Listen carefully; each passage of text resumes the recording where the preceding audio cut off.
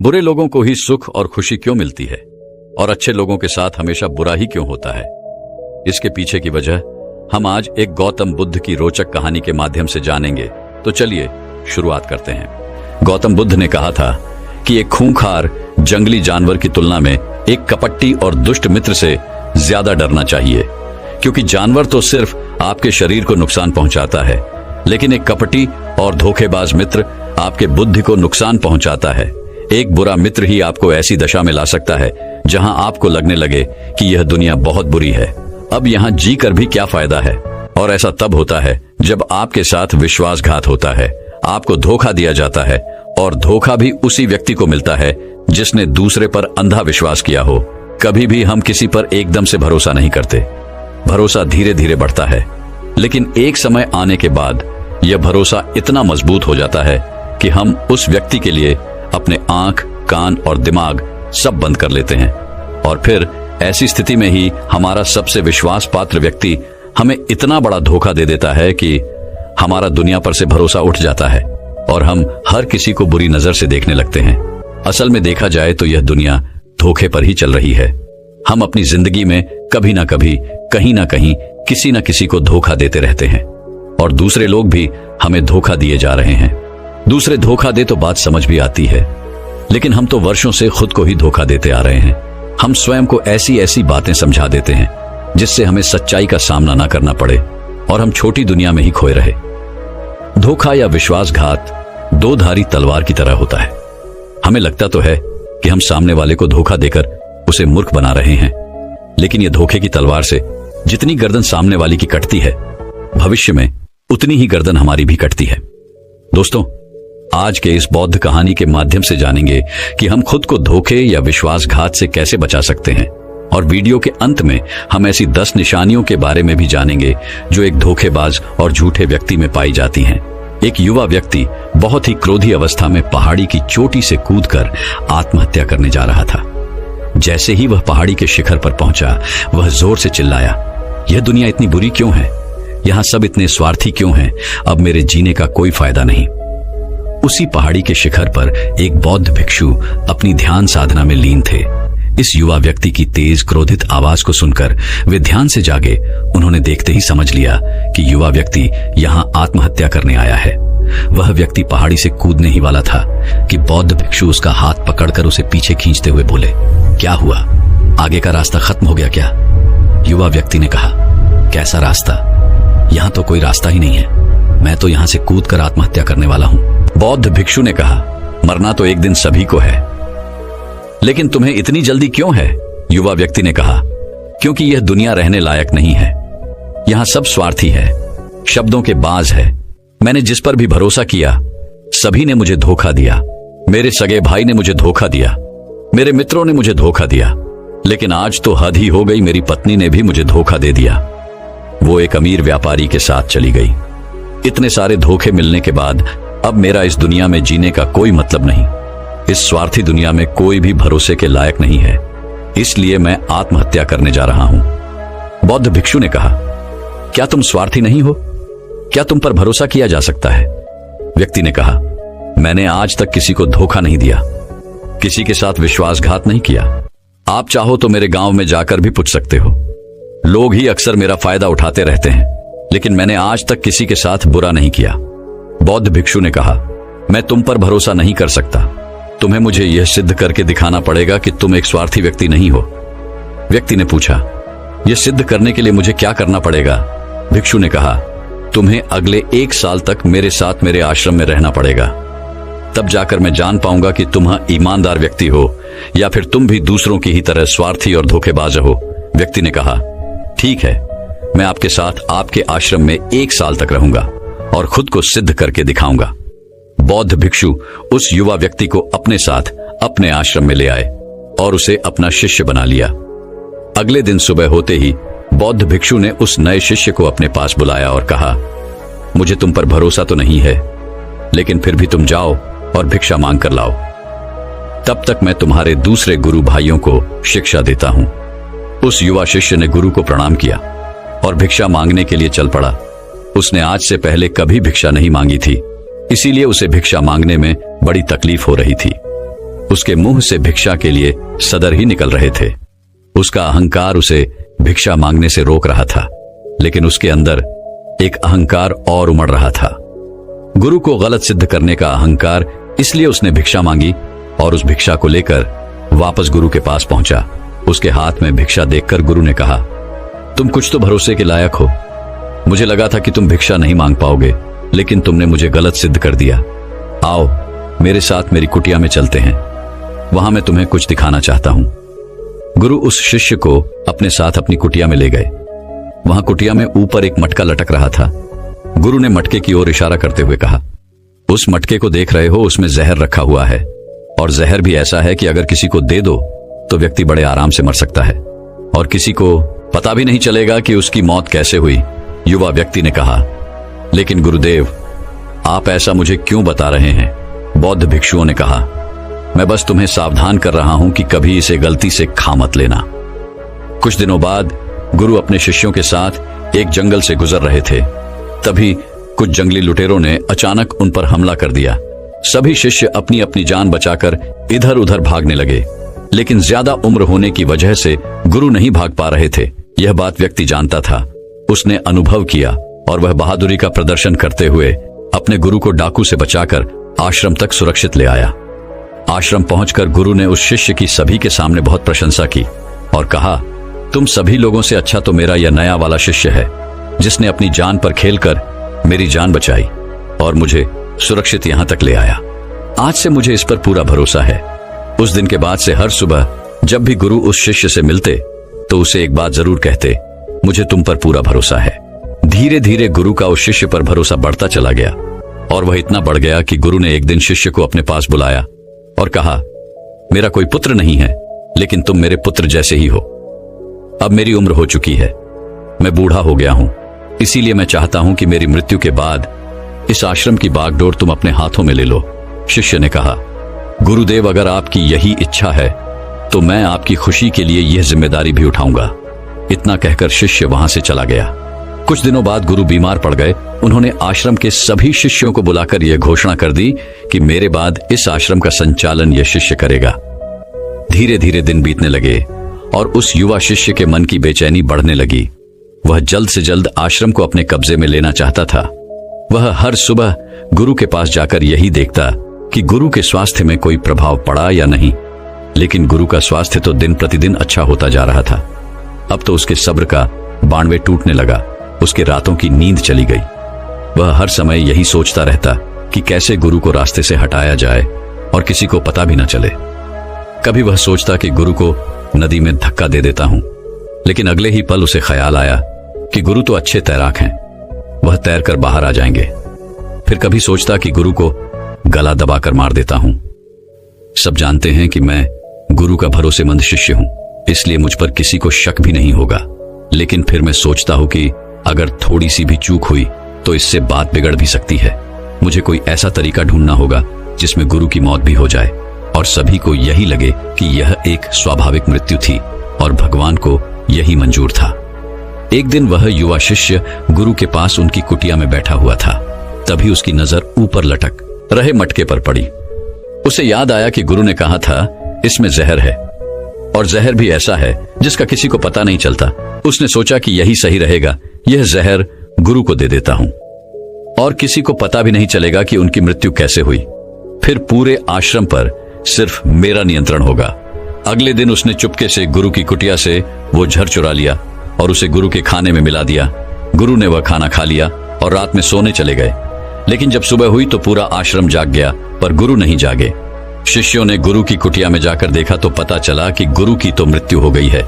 जब यह बात उस युवा शिष्यों को पता चली तो वह अंदर ही अंदर बहुत खुश हो गया और आश्रम को अपने नियंत्रण में लेने का काम शुरू कर दिया।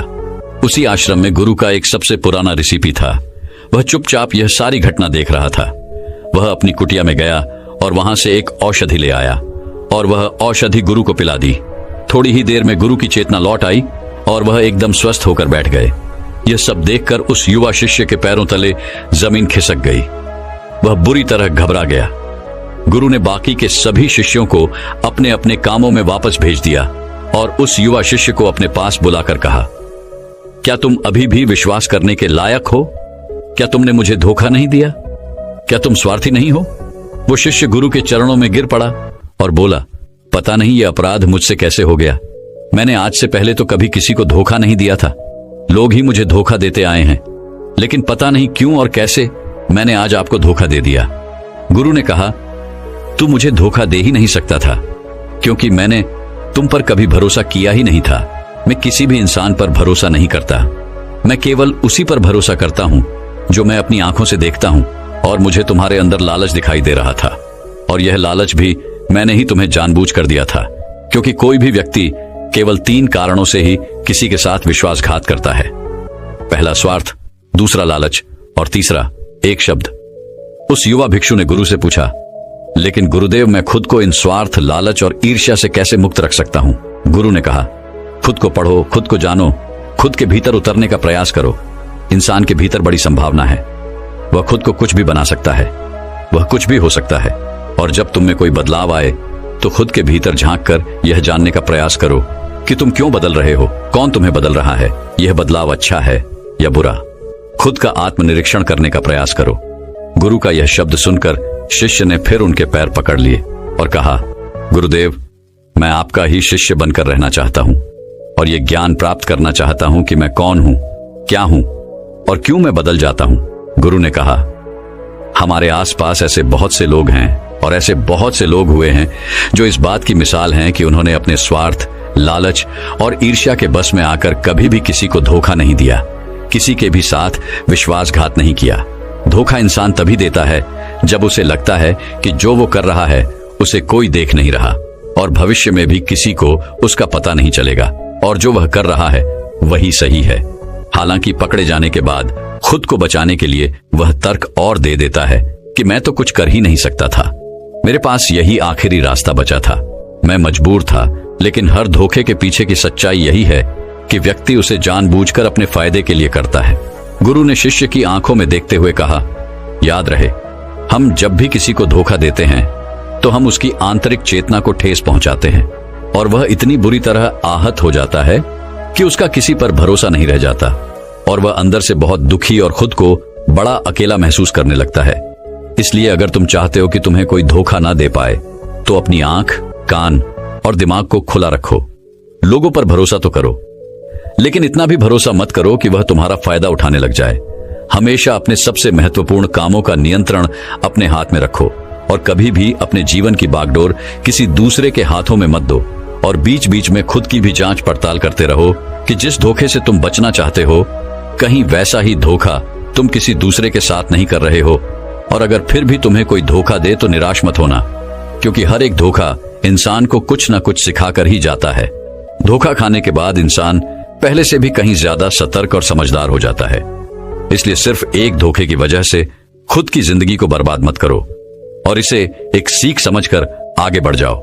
गुरु ने कहा, यह 10 निशानियां हैं एक धोखेबाज इंसान की, एक चालाक इंसान की, जो तुम्हें धोखा दे सकता है, तुम्हारी मन की शांति तक छीन सकता है और तुम्हें निराशा के गहरे सागर में डुबोकर तुम्हारी जिंदगी तक खत्म कर सकता है। पहली निशानी, जो इंसान धोखेबाज होगा, झूठा होगा, वह तुमसे सब कुछ छुपाएगा। तुम्हें उसके बारे में दूसरे लोगों से पता चलेगा और जब तुम पूछोगे तो बोलेगा कि बताना ही भूल गया। उसके साथ बहुत लंबा वक्त बिताने के बाद भी तुम्हें उसके बारे में कुछ खास पता नहीं होगा कि वह तुम्हारे बारे में सोचता क्या है, उसके जीवन में क्या चल रहा है। तो हमेशा उसके बारे में दुविधा में ही रहोगे, क्योंकि वह तुमसे हर एक बात छुपाएगा, क्योंकि वह एक सच्चा इंसान है ही नहीं। एक सच्चे इंसान को कोई परेशानी नहीं होती अपने बारे में बताने में। वह लगभग हर एक बात तुम्हारे साथ साझा कर लेता है, लेकिन जो धोखेबाज होगा वह बड़ी सावधानी से चलता है। तो यह बात हमें गौर करनी चाहिए कि जिस इंसान के साथ हम रिश्ते में हैं, जिसे हम अपनी जिंदगी सौंपने वाले हैं, जिसके साथ हम प्रेम का, विश्वास का सौदा करने वाले हैं, क्या वह अपनी पूरी जिंदगी हमारे साथ एक खुली किताब की तरह साझा करता है या नहीं, या वह हमसे चीजें छुपाता है। अगर वो छुपाता है तो वो इंसान एक बहुत बड़ा धोखेबाज है। दूसरी निशानी, जो इंसान धोखेबाज होता है और जिसका हमसे सच्चा प्रेम नहीं होता, उसे हमारी परवाह कभी नहीं होती। हम चाहे उसकी कितनी ही परवाह कर लें, कुछ भी कर दें उसके लिए, लेकिन उसे जरा सी भी परवाह नहीं होगी। और ऐसा एक बार नहीं, बार बार देखने को मिलेगा। लेकिन हम इसे देखकर भी अनदेखा कर देते हैं। यह हमारी गलती है। हम अपने मुंह के चलते सच आंखों के सामने होते हुए भी उसे देख नहीं पाते। यह हमारी कमी है। अगर हम थोड़ा होश पूर्वक देखने का प्रयास करें तो हमें पता चलेगा कि उसे हमारी कोई परवाह नहीं। तीसरी निशानी जो धोखेबाज इंसान के पास होती है वह बहुत बड़ा झूठा भी होता है। उसकी खुद की बातें ही खुद से मेल नहीं खाती। उसकी जबान बार बार बदलती रहती है। वह अपनी ही बातों पर खरा नहीं उतरता, लेकिन हम उसकी छोटी सी अच्छी बातों पर फंस जाते हैं, इसलिए हम उसे पहचान नहीं पाते।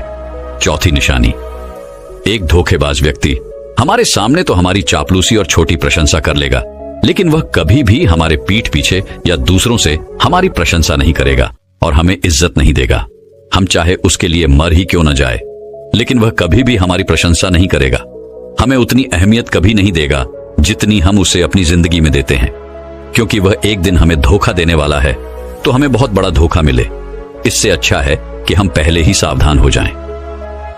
पांचवी निशानी, वह क्या कहते हैं उस पर ध्यान मत दो, बल्कि वह तुम्हारे साथ क्या करते हैं उस पर ध्यान दो, क्योंकि बातें कहना बड़ा आसान है लेकिन करना बड़ा मुश्किल।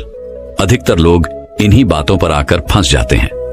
इसीलिए चाहे वह तुमसे कितनी ही बातें करें, कितने ही वादे करें, लेकिन जब तक वह उन्हें करके ना दिखाएं, भरोसा मत करना।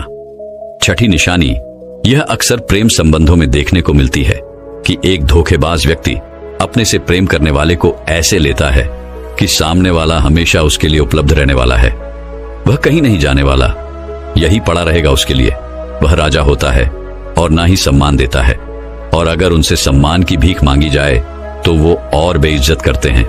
अगर किसी रिश्ते में किसी से गिड़गिड़ाना पड़े, उससे भीख मांगना पड़े कि मुझे अपना समय दो, मुझसे बात करो, तो इससे घटिया रिश्ता और कोई हो ही नहीं सकता।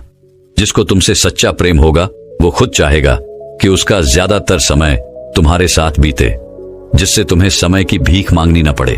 समझ जाओ कि उसके अंदर तुम्हारे लिए कोई प्रेम नहीं है। सातवीं निशानी, उसके पास हर काम के लिए समय होगा, लेकिन तुम्हारे लिए कभी भी समय नहीं होगा। वह अपनी जिंदगी में तुम्हारे लिए कुछ भी नहीं छोड़ेंगे, लेकिन तुम्हें कभी भी छोड़ देंगे। वह तुमसे बात तभी करेंगे जब उनका मन होगा, ना कि तब जब तुम्हें उनकी जरूरत होगी।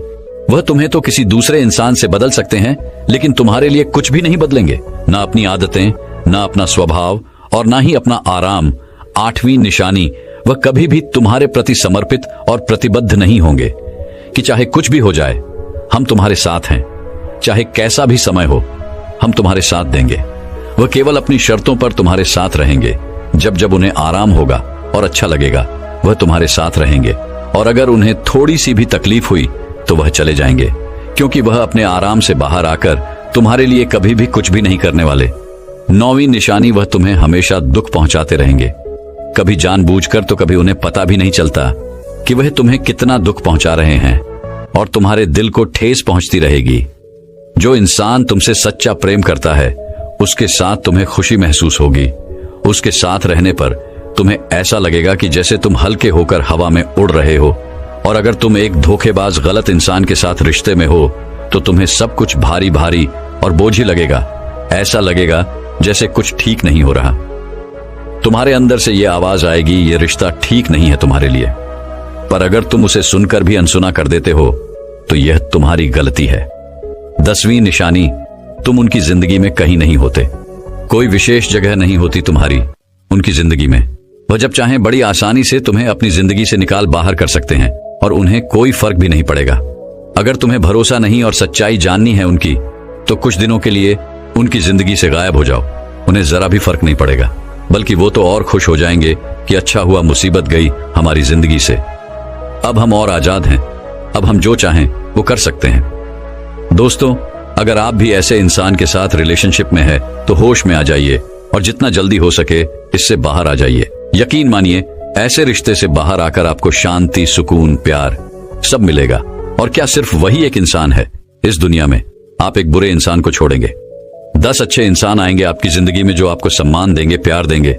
पर जब तक आप ऐसे छोटे इंसान के साथ जुड़े रहेंगे, तब तक आपको दूसरे अच्छे इंसान दिखेंगे ही नहीं।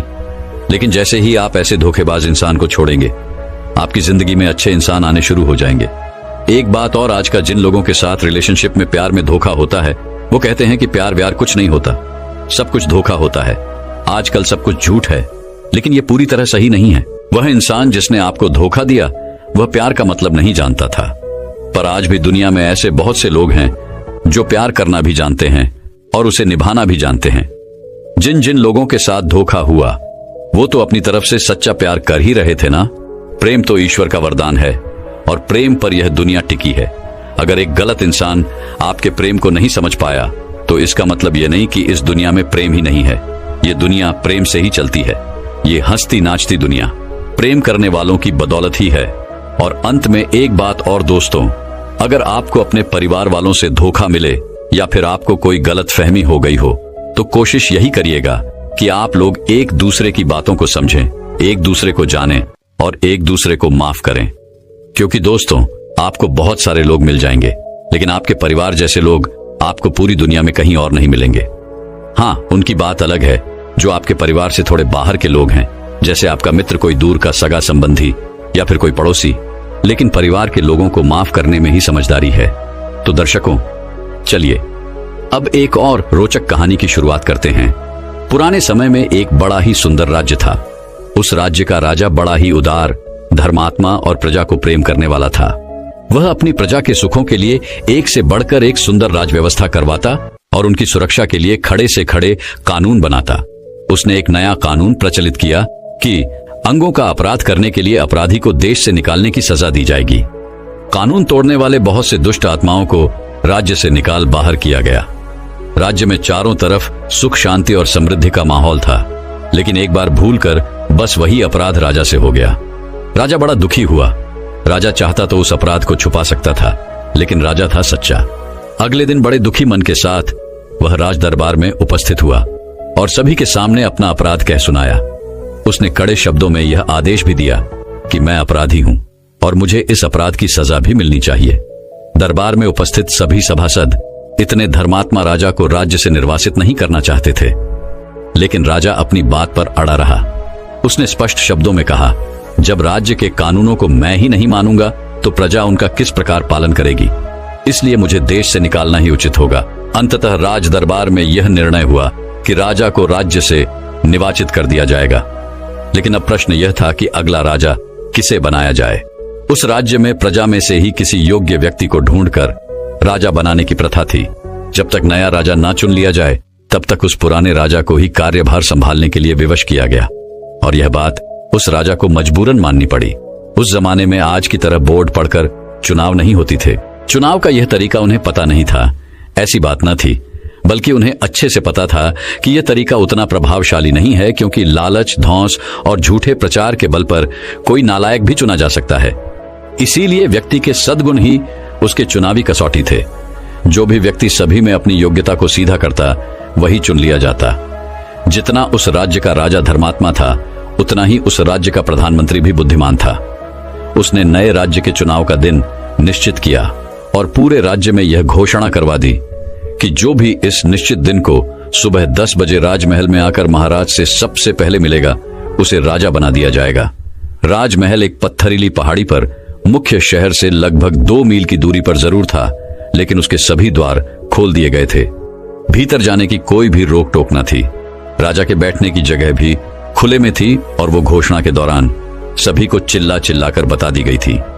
राजा के चुनाव से 2 दिन पहले प्रधानमंत्री ने सारा शहर खाली करवाया और उसे अच्छी तरह से सजवाया। सभी प्रकार के आराम और भोग विलास की वस्तुएं पूरे शहर में जगह जगह रखवा दी गई और उन्हें लेने की सभी को छूट थी। किसी से कोई कीमत नहीं वसूली जानी थी। सब कुछ मुफ्त में था। कहीं वे मिश्रण के भंडार खुले हुए थे तो कहीं खेल तमाशे हो रहे थे, कहीं आराम के लिए मखमली पलंग बचे हुए थे तो कहीं सुंदर वस्त्र आभूषण मुफ्त में मिल रहे थे। सुंदर और कोमल अंगों वाली युवतियां लोगों के सेवा सत्कार के लिए खड़ी थीं। जगह जगह राजकीय नौकर हाथ में दूध की गिलास लिए खड़े थे। इनकी छिड़काव और चंदन की सजावट से पूरा शहर महक रहा था। शहर की हर एक गली कूच ऐसे सजी हुई थी मानो कोई राजमहल हो। चुनाव के दिन सुबह से ही राजमहल के सारे द्वार खोल दिए गए और लोगों को उस सजे हुए शहर में आने की अनुमति दे दी गई। शहर के बाहर खड़े प्रजाजन जब शहर में घुसे तो उसकी सजावट देखकर हक्के बक्के रह गए। मुफ्त के शरबत और दूध हर कोई पीने लगा। किसी ने मिठाई की दुकान पर आसन जमाया तो कोई सिनेमा देखने जा बैठा, कुछ मुफ्त के गहने और कपड़े पसंद करने लगे, तो कोई सुंदरियों के गले में हाथ डालकर नाचने लगा। सभी लोग अपनी अपनी रुचि के अनुसार सुख सामग्री का भोग करने लगे। 2 दिन पहले ही सभी प्रजाजनों को मुनादी करके यह बता दिया गया था कि राजा से मिलने का सही समय ठीक 10 बजे का है। इसके बाद पहुंचने वाले को राज्य का अधिकारी नहीं माना जाएगा। शहर की सजावट और सुख सामग्री का मेला सिर्फ कुछ ही समय का है। एक नियत समय के पश्चात इसे हटा दिया जाएगा। शहर का ऐसा एक भी व्यक्ति न था जिसे दोहरा दोहरा कर ये सारी बातें ना बता दी गई हों, और सभी ने कान खोलकर सुन भी लिया था। लेकिन शहर की सजावट, मुफ्त की सुख सामग्री ने सभी का मन ललचा लिया था। किसी का भी उन्हें छोड़ने का मन नहीं कर रहा था। राज मिलने की बात को लोक अपेक्षा की दृष्टि से देखने लगे। कुछ सोच रहे थे कि दूसरों को चलने दो, मैं भागकर उनसे पहले पहुंच जाऊंगा। कुछ ऊँग रहे थे कि अभी तो बहुत समय बाकी है।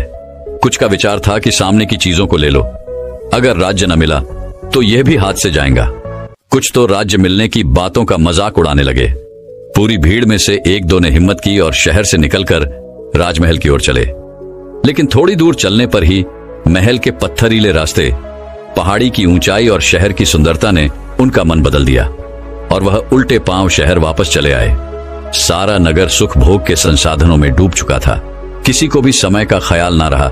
10 बज चुके थे, लेकिन हजारों प्रजाजनों में से कोई भी राजमहल न पहुंच सका। बेचारा राजा दरबार लगाई अकेला बैठा रहा। प्रधानमंत्री मन ही मन खुश हो रहा था कि उसकी चाल कैसी सफल रही। जब राजा से मिलने कोई ना आया तो मजबूरन उसी राजा को फिर से राज्य का कार्यभार संभालना पड़ा। दोस्तों, यह कहानी काल्पनिक है, लेकिन यह मनुष्य जीवन की सच्चाई को दर्शाती है। हम भी तो अपने आज के छोटे छोटे सुख भोगों के लिए अपने जीवन के लक्ष्यों और उज्जवल भविष्य की आहुति दे देते हैं। हम में से किसे नहीं पता कि हमारे पास लक्ष्य प्राप्ति का समय सीमित है, लेकिन हम फिर भी इसे अपने झूठे सुखों के लिए बर्बाद करते रहते हैं और फिर समय हाथ से निकल जाता है।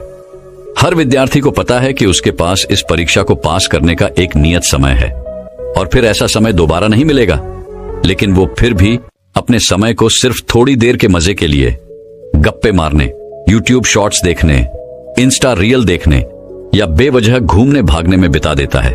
उसे लगता है कि दूसरों को पढ़ने दो, मैं आखिरी के कुछ दिनों में ज्यादा मेहनत करके रात रात भर जाग के सबको पीछे छोड़ दूंगा। लेकिन ऐसा हो नहीं पाता और जब समय हाथ से निकल जाता है तो सिर्फ पश्चाताप ही हाथ लगता है। आखिर सब कुछ जानने के बाद भी हम बार बार वही गलती इसलिए करते हैं क्योंकि हमारा खुद पर नियंत्रण नहीं है, और यह नियंत्रण इसीलिए नहीं है क्योंकि हमने कभी गंभीरता के साथ अपनी आदतों को नियंत्रित करने का प्रयास ही नहीं किया।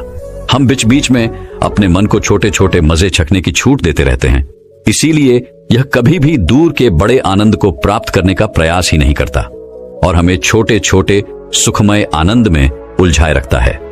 हर काम के लिए समय सीमित है क्योंकि जीवन कभी भी खत्म हो सकता है।